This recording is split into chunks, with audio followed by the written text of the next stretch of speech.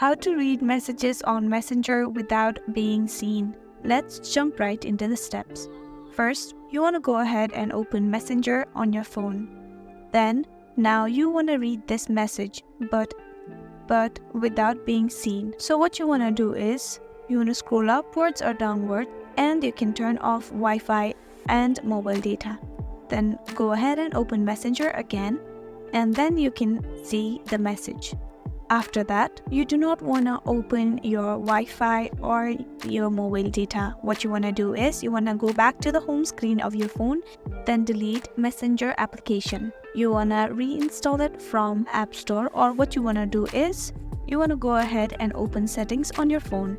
Then here you want to go ahead and open General. After that, what you want to do is, you want to go ahead and tap on iPhone storage. After it is loaded, you want to scroll down and tap on Messenger. Then here you want to go ahead and offload the app. After you do that, you will go ahead and open Messenger on your phone, and that way you will read messages on Messenger without being seen. I really hope this video helped you out. Thank you so much for watching till the end.